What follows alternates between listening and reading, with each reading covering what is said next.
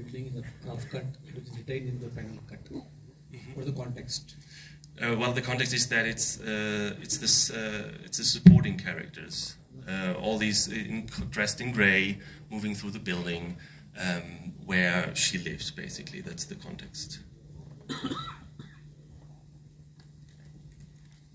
Sir, in the final cut, we see that the teacher is shown in two shots. One is a shot from over his shoulder, and one is a frontal shot. What I have a doubt is like if we were going to show his frontal shot, why show the over the shoulder? Like the over the shoulder, the transition does not even look good. So why show the over the shot if eventually we have to show the frontal shot? Probably like I'm not like we have. I think we have the shot from the back twice, if I remember it correctly. Like the dramatic pause one, so like we have a shot of the girl. Yes. And then we cut back from here, like to show her in the context of the class. I think this is like that was the basic idea, because we only had him in a close-up there at this point of the, because like I said, like you saw, we took out the beginning of the scene. Yes. And since we took out the beginning of the scene, like in this part of the performance, we only had him in a close-up. So we needed the wide shot to show that he's actually standing in the back of the class. We have the class there and we have her on stage, to make that clear that it's not like just two people in a room. And like to clarify that pretty early on in the scene, that's why we had it. We had it like this. Like, couldn't that also be achieved by a 180-degree like shot with all the people, like students sitting in the foreground and him in the background? It could be, but like I said, like at this point of his text, he was only available in close-up. Understood, sir. Thank you, sir.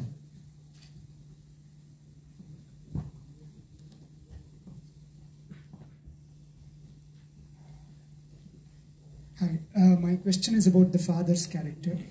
In the rough cut, we saw the father mentioned thrice in the opening scene. So it sort of set the idea that this is something is about the father. But in the final version, we don't see the father mentioned at all. So was the decision, this is a character we're talking about, so was it in the script like that, or was it written during the editing stage that this character is to be introduced later or not important? He was introduced in the prologue, and like he becomes like a really, like basically the prologue is our main character Paula talking about her father, like how he met her mother, and like this he becomes very prominent in the beginning. So we didn't need him. Like in the first version, the rough cut you saw, the father would be introduced via these dialogues. So we needed him there to be present really often and strongly. But later on, since we have the prologue, we don't need him to be present. We can like focus more on how the hard reader, how that one works, and that she's going to be a main character, like to focus on the other things and like not overload the scene with father, hard reader, main character. So, so the decision was done during the editing stage that this character has to be moved down. Yeah. Thank you. Hi.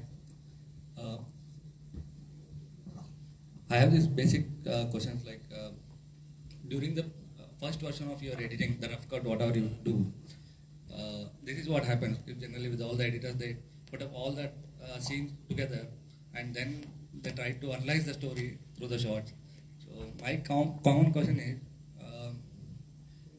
how far the director help you, or you take the decisions on bringing up this product, the final product? It's always like a collaborative effort in that case, and it's like in this case I would even say that our test screenings played a vital role in finding like or creating this final version, because it's because like the tricky thing about like a story like this is that there's a lot of background information, like the director and I like to work also on to advise on the scripts prior to shooting. So to talk about the script, like to view it from an editor's perspective. So I was also involved in the script process, in this case, very early on.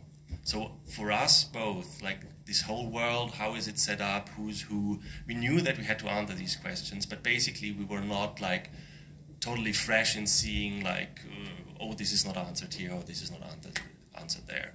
So this is where the test screenings came very strong.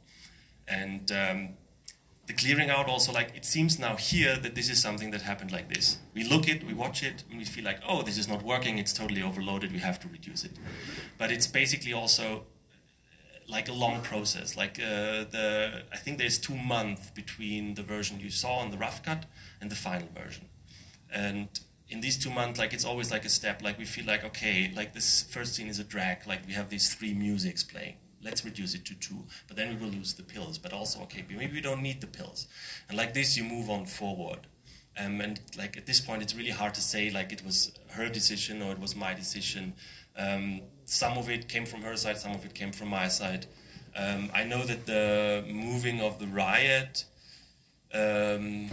actually was after we had like a pretty strong test screening where people were really confused. And like this is like how we learned what to do. And one more thing, I need your personal suggestion on the shots. With the shot which is very good but not needed in the scene, and the shot on this aspect, the shot is very good. It is like some scene or some shot is totally good. If that is seen on the screen, it makes like an audience like a wow or something, but that doesn't make anything to the scene. So what call do you make, whether you keep it or you dislike it? I would say that it depends. If we are talking about beginnings, I think rather take it out. But like this is like a super individual case. This is like just talking me from the top of my head. But like because like I feel like a beginning should not have too many digressions. I mean, if the film is very visual and only this shot shows it, then maybe keep it in. But like from a narrative point of view, from like really starting a film, getting a film started, I would rather say let's keep it lean. Let's keep it as smooth and as little loops as needed. Yeah. Okay, thank you. You're welcome. Hello. Hello. I think you shifted the scene, 2 or 3 scenes to that later, for example, the riot scene or something like that. And since you have been involved in the script, what was the original script? Why it was not done in the script level? Because you are involved in the script also. These things you would have done in script level also. Okay, after changing all, it happens in the film. But drastically you are changing in 20 minutes after the riot you are keeping means what the script does that one. Why the screenplay has done like that? That is a good question. I know when I read the script, or when I read this scene, it reminded me a bit, like this special riot scene at the beginning, reminded me a bit of Monty Python's Meaning of Life. Because there's like this short film at the beginning, and at some point in the middle of the film, the short film like hijacks the main movie, and like at some point the narrator even says, "I'm very sorry for this interruption by our little short introduction movie, and we will just remove them immediately." And I think this was what came to mind, and I really found it charming. And maybe at that point, like I said, you are so already dove into this world, and you are so familiar with it in the script writing. Also me as a consultant on this one, we were so familiar with it that we did not see this. That it's like that might be a bit too much. But luckily there's editing, so we can like still fix this in the editing process. Hello, sir. My question is about your rough cut and the final cut. When I just compare it, so your final cut is a precise version of rough cut, if I'm right. So now, when we compare the scenes there, I could see some extra scenes which were put in the final cut, which were not in the rough cut. So, like for example, when the mom and daughter was there in the bus, it was more close-up scene which was there in the rough cut, and in the final cut it was a little far view scene. And one more scene was actually showing the montages over there, like the roads and everything, which was not there in the rough cut, but which was introduced in the final cut. So how do you actually come up with these decisions from the between the transition from rough cut to final cut? That's my question. I think like the wide shot is also included in the rough cut. We have both. We have the close-up and the wide shot. And we lost the close-up because we felt like we already have enough. And it's more important like to show this group of people, this group of supporting characters all dressed basically more or less the same. And this transition, like this money shot of the houses and the greens. We felt like it was not, I think there was a plan early on to have this, but it was clear that we will not be able to shoot this with real footage. It's like it has like a basis of like something, but this shot is completely computer generated. This is a total CGI shot, and we didn't have this in the editing. But I remember that we were talking about it very, very early on, that we have a shot where we see like how we move from these high rises, these gray high rises, into the green world of the main characters. You would also see, if you follow up the movie, that the main characters they're living in big mansions, and like to have like these two contrasting worlds. And I think this shot was, I think it was even there before the editing, that it should be there, but we didn't have a layout. We got the layout for that. I think the layout was LA actually, but we got it only very, very late in the editing. And I think we even took it out for some test screenings because we felt it's just too rough, like too bad quality to show it in the test screening. It will raise too many questions yet. Only like in the final version, it was really, we had it like, of course, for the timing, we had it in. Yeah. Yeah. Thank you. Hi. You told that you removed some scenes, I mean some parts of the beginning and moved it 20 minutes later, right? And you also added a prologue in the starting. So that is that's for the reason to make the audience understand the movie better. So if the director wanted the movie to be more abstract, like he deliberately wanted the audience to search the meaning in the movie, would you just edit the movie like you did in the rough cut? Because that cut makes the meaning of the movie a little abstract, like it's hard to understand the outlook of the movie. I know the notion, and I also had it in the beginning, like raising questions as a thing that a beginning of a film should do. I would always ask, what are the right questions to be raised in this case? And the question, if you have the question, why is she taking pills? If it's not about a sick person,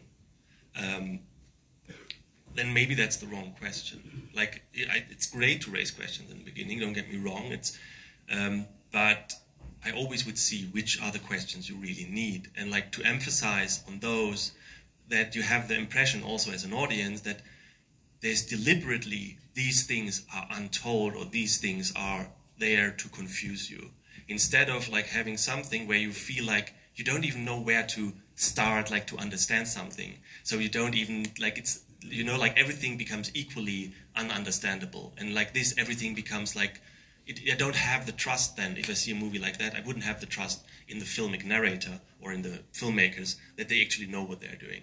So like that's what I would like try to move the movie towards to. Thank you.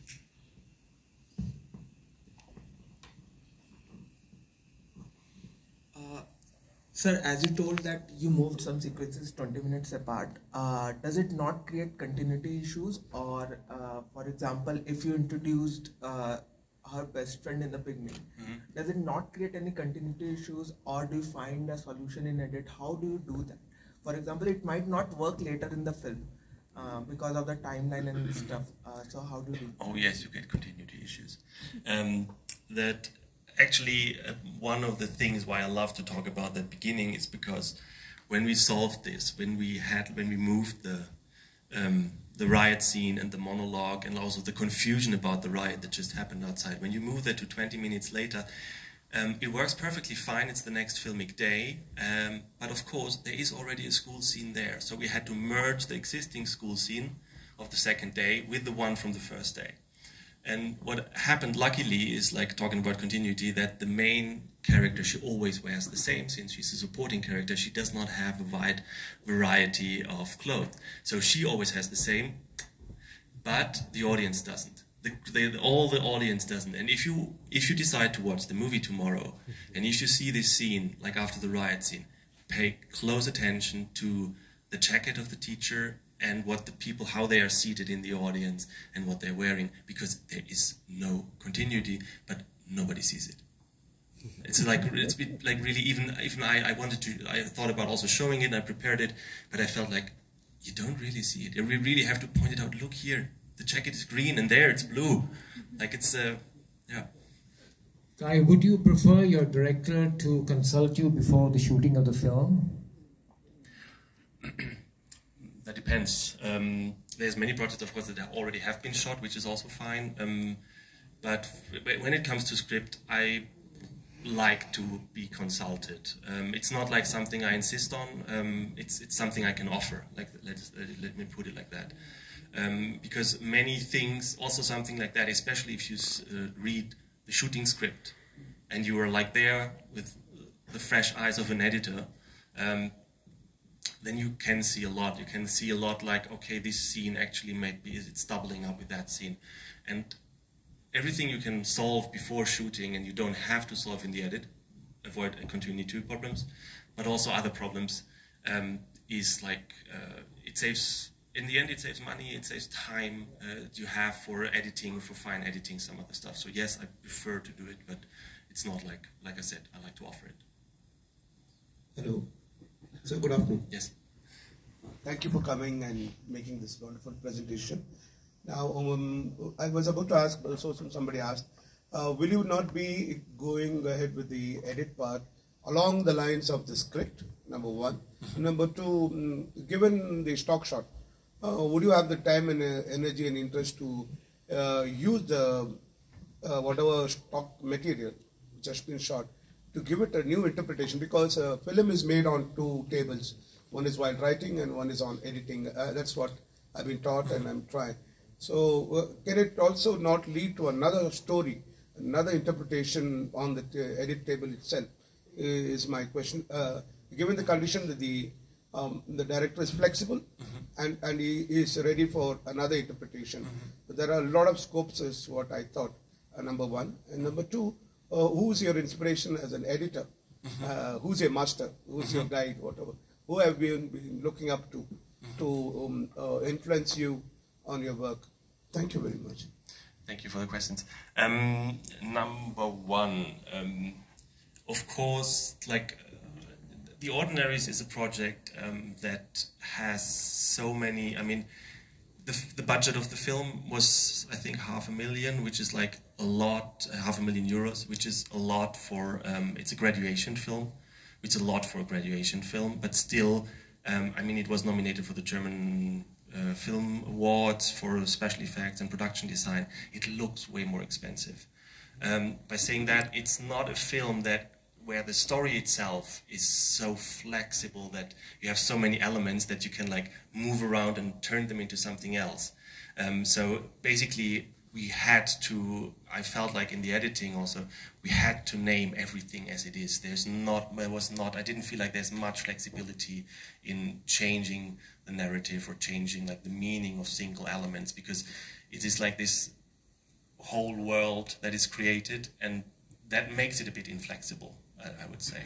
There's other films where we like were way more like playing around and inventing stuff, even like completely off what the original idea was or what the script was. And usually you also turn down that again, like you move again at the end of the editing back to the original version at least a bit. That didn't happen in this editing. Here it was really like it was a long journey and it wasn't a straight one, but still like when you see the different versions, it was pretty clear all the time what we had to do. Like it's not like we didn't have that freedom. The second question, to idols... That's a possibility. It's a possibility, of course. Because I've played with stock shots. Yes. And to give two different interpretations for rather, the audio would tell me one storyline. Yes. And it gave me telling me a story. Yes. My visual entirely go and tell another story. Yes. So and in that context, I'm super sorry that... not about this film, but possibility. Yes, but that you didn't see the prologue, because it's really so interesting to see when you have that prologue, how that first shot, this back shot where she's just sitting at the table, how that changes when you have all this background information. But unfortunately, it's possible. It's possible, yes, yes. And the second question, there is not so many. The problem is, like also Walter Murch pointed it out, there is not so many writings about editing. So if you like people that you look up to because you can follow their thoughts, then Walter Murch always comes to mind because he is one of the few who actually writes about editing, and he does it in a very smart and compelling way, and like also very enlightening. What I found also, like since I studied editing, like I took a lot from the people I studied with, especially like in documentary, like our documentary professor was really, really good, Gisa Martin. These are usually the things, but I don't have like too many. I work in standing because of Walter Murch. I don't work sitting down editing. But apart from that, I don't have like a huge, unfortunately, a huge shrine of the people I admire. Because I thought if a person, sorry, only one point. Thank you. If a person is basically an editor, we have two examples which I know. There may be many more. They would edit their film as a director. They would edit their film before even going for the shoot in their mind, and then delivery happens. For example, Raj Kapoor, a very successful commercial director here. Sangam, you probably would have heard the film, Hindi film. So he was basically an editor, and then he went on to be a director. So he used to have his films edited in his mind itself. And we have an actor who was also basically an editor, then became an actor and superstar, MG Ramachandran. So he was also an editor basically. So and many people like Mani Ratnam, all these people edit in their minds before even they get onto the table. So while production, it becomes easy, I was told. So that's the confirmation I was looking up for. Thank you very much. Good afternoon, sir. Hello. Good afternoon, sir. Sir, my question almost he asked actually, but I just want to ask you, sir, before going to floor, director will be considered the idea of how to make the movie and which way he want to explain his vision. So accordingly, he might have narrated his script also as might have made. So after you trim it, arrange it in different ways, it will be neither director's movie nor editor's movie. And especially, sir, after the first portion was unedited, we saw it might be according to the script. Second version you introduced as a traffic, everything. It looks nice, but it neither becomes director's or nor it becomes editor's movie. Like, what do you say, sir? Your opinion? I would still say that this is very much a director's movie. Even though we changed parts of the script, it's not like we altered the script in a meaning, in the sense, or it's in its. We just rearranged some parts to get better across what the script and the film and the idea of the director was in the first place, anyway. And I think this is also what I see as our main task, even if the film is already edited in a director's head, is like to. Even if they have like their clear thought about how it should be done, maybe we can still improve it. Maybe we can still make it a bit better. We can still streamline it or make it more rich, because my experience is like Sophie and I, we studied together, but still like this was her first fiction film. For me, it was the second. And even now it would be, when we work her now together, it would be her second, and for me it would be the fourth, fifth or sixth. Like the speed in which we edit movies is way quicker because we do 2 movies a year, and the directors do, not sure how it is here, but in Germany at least it takes them 3 or 4 years to complete a new film. Like they make a film every 3-4 years. So we bring, even if we're the same age, we bring more experience to the table, and they can profit from that. So, but still in the sense of improving what is there, what is the director's vision. Oh, thank you. I have a question, sir. Yeah. You said you had test screenings. Speak loudly. So in that test screenings, what was the average number of audience, and what were the main takeaways for you as an editor? question about the test screenings. I think this is one of the movies where I had the most test screenings so far in my career. Usually it was about 5 to 20 people depending on the stage of the film. Like in the beginning, the very first versions were like way smaller screenings, and it's the longer, like the more refined it got, the bigger the audience got. Because like then it's more about small details and everybody sees one detail, so you have more to draw from. But in the beginning you also don't want to, I mean, you saw it's pretty rough, you don't want to show it to too many people.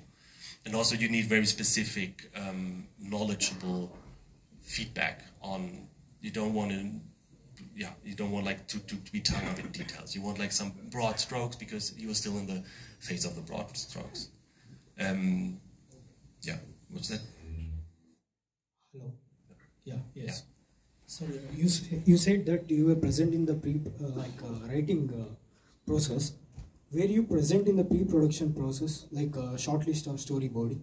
Because does camera angles and staging blocking matters to the editor?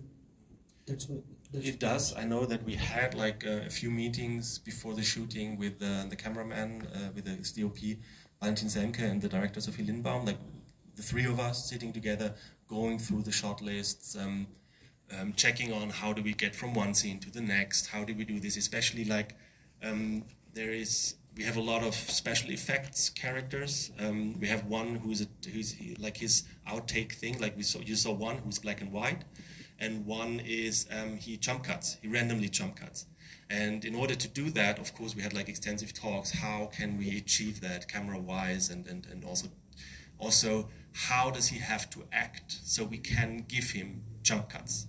So, and this is even something where we not only like said before, but I said we were shooting and we were editing parallel to the shooting. And in these scenes, when these scenes were due,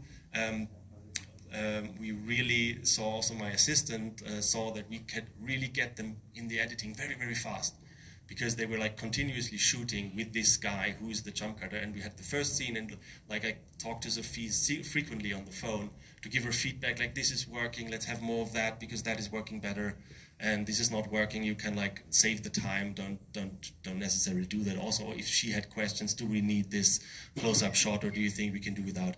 Like we had like a constant feedback, especially in the early days of the shooting, like to get into the flow. And like I said, when special effect shots were coming up, also we talked a lot.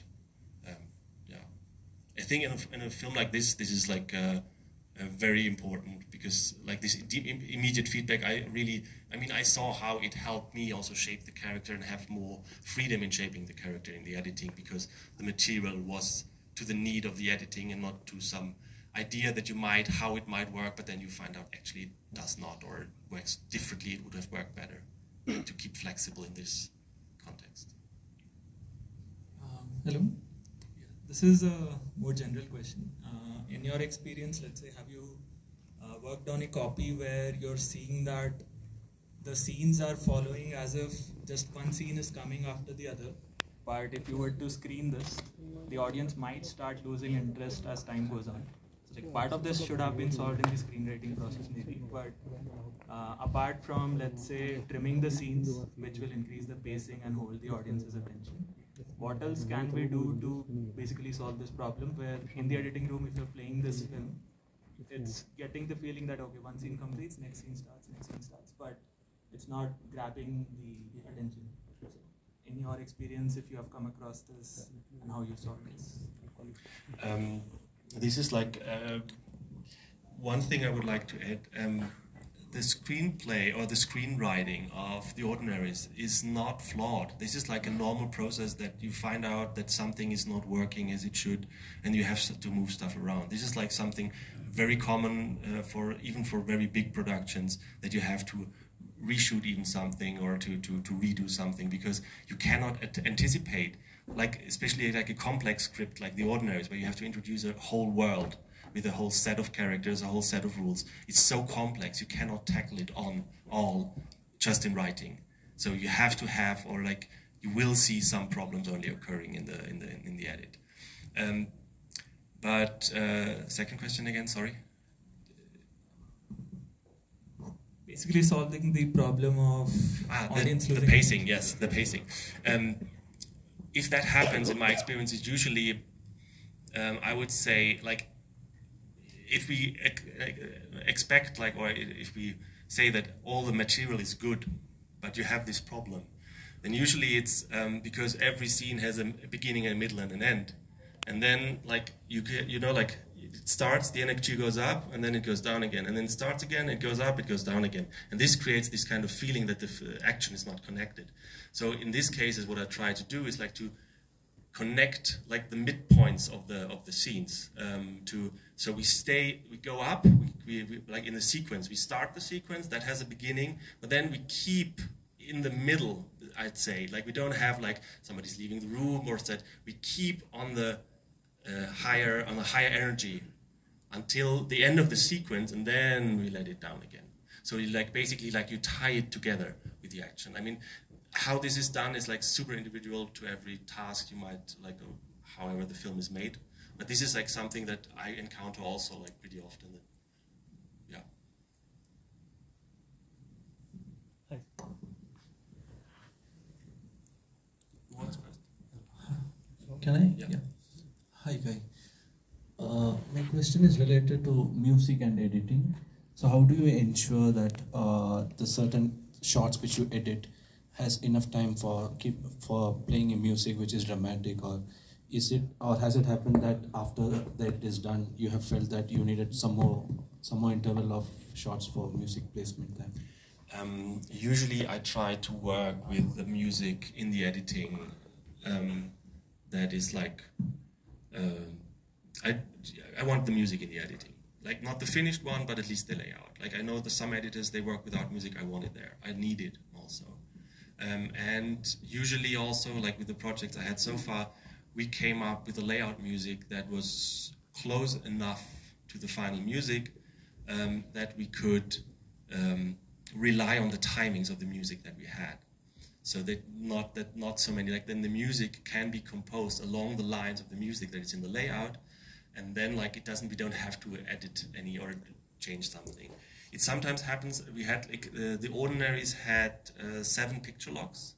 That was, like, it sounds like a lot, but actually that was because of a lot of VFX decisions, and also I think we did some smaller changes to pacings with the new music at that point as well. But usually that is not so often the case. But if it is the case, then we change the edit, of course. While editing a scene, if there is some kind of lag or drag, will you edit it immediately, or will you wait till the end, complete edit is complete? When does that decision come into place? Like, do you do it immediately or after the complete edit?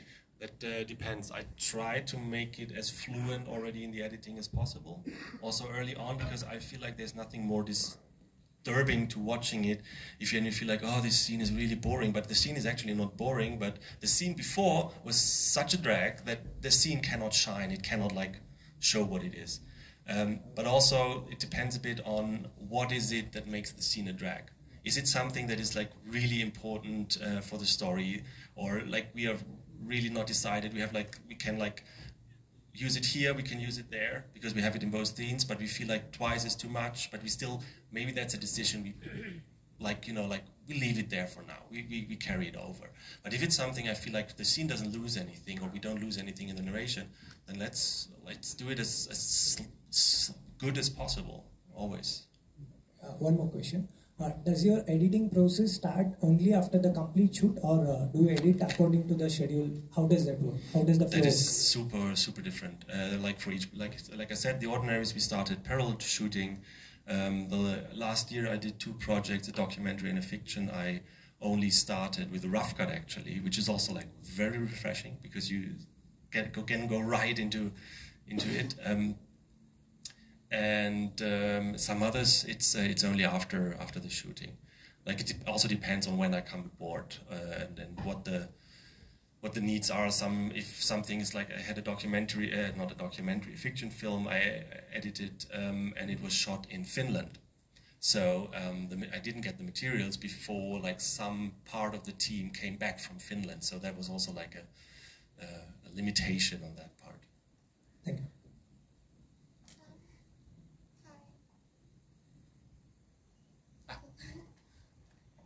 Can you hear?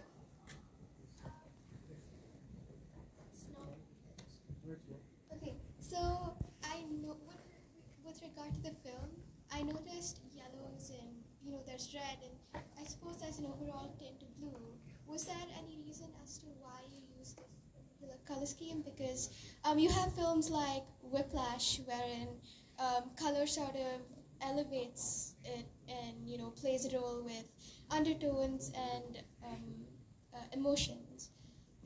So the film does have a strong color scene. I think like our costume designer and our production designers would have a marvel answering this question. I have to keep it short because I'm not so much involved in this process. And what I do know is that the supporting characters are supposed to be very flat in their colors, more grayish, beige, like very toned down. And the main characters, you barely seen them, they are very extreme or like more colorful and more glamorous in the dresses and the colors. And also that goes goes through also with the home, like the home of Paula, the main character that you saw at the very beginning. Like it's very like the colors are very toned down again. You don't have any bright colors standing out, and only and the mansion of the main characters is full of colorful things. And like this, that is like the color concept. But like it's not like, I don't think that a certain color was associated with a certain meaning or a certain or like stand for itself. What I can say, I think the yellow is also chosen because it works well in both worlds, because it can be seen as colorful and still it fits into the beige toned down world of the supporting characters as well.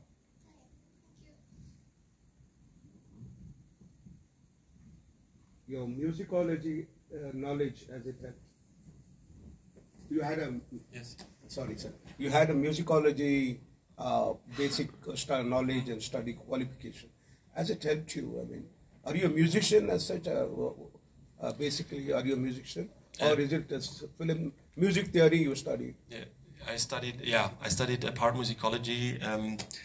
And I do play the piano. I wouldn't call myself a musician in that like I'm way too amateurish for that.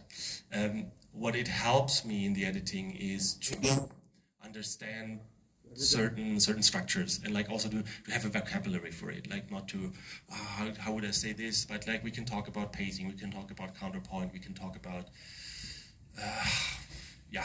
it's like in the context, it's like more like you have some tools to understand also like a film that doesn't have a classic narrative structure. Like The Ordinaries is like in its structure very classic, so it's not like the where I can shine with my vocabulary.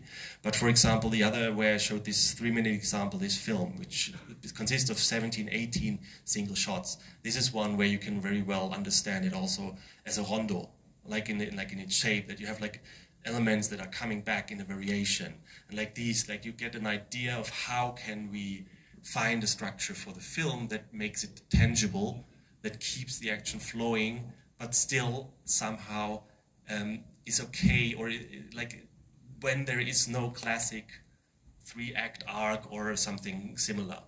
And like in this case, it helps more. The more we move away from classic storytelling, then it comes more handy. Thank you.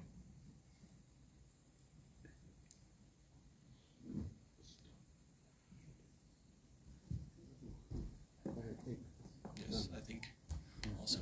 So thank you very, very much for coming. I again apologize that you couldn't see the prologue. Excuse me, I have one. You have one question over there. Okay. How do you decide the pace of the film? I mean, we need to set a certain mood, right? So that we need to give us some rhythm from the beginning to the end. So a few films used to have some different pace, and a few films used to have some different, pace. How do you decide that and carry the same rhythm from the beginning to the end? And usually I try to follow the actors because they give their actions, their mimics, how long it takes them, gives you a basic clue of the rhythm of the film according with the like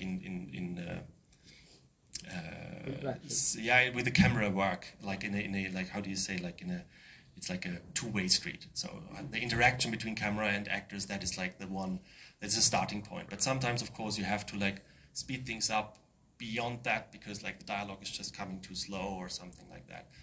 But I wouldn't call it like, because it's something like this single shot thing, the performer, it's very much about where you enter the scene and where you get out. And the Ordinaries is not so much about that. It was more about like, how do we connect the people looking at each other? How do we connect things? Like this becomes more important. So it's hard to like give an answer to that in a like for all of these films. Yeah, because sometimes we used to have some drastical changes in the story. So in the first part, we used to have some fast narration. Maybe in second part, some bit sad or something. So in that case, how do you keep that rhythm? I mean, transitions. Okay. Yeah, I feel like at some point you have to transition from one speed to, you have to support it, like to prepare it in a way. That's at least what I tried, because I find it like, if I understand you correctly, what you mean, I find this sometimes very irritating. Like, I mean, if the action supports it, then it's a different thing. If you have like a movie and then something really that is very slow and something really wild happens, and then you speed up immediately, that's fine, but like it's connected to the action. But if it's not connected to the action, then you have to like somehow hide it. And I think like creating a transition from the smaller pace, the slower pace to the faster paces would be one thing to do that. But that is like just talking me on top of my head, like without any concrete material. This is just, you can easily prove me wrong probably in many projects. Do you use music to edit certain scenes? I mean, sometimes we used to decide a certain scene to be, give us some feelings, I mean emotions, right? So that in that cases, do you use any music to cut the shots and make a scene? Usually,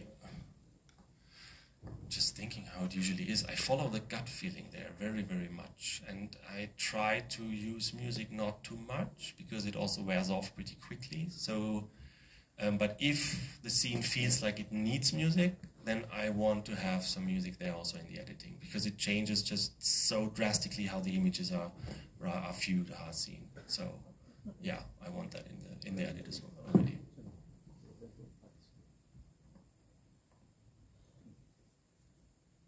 Okay. Thank you. Thank you very much. Thank you to the Bengaluru Film Festival for inviting me. Thank you to the Goethe Institute as well for having me here.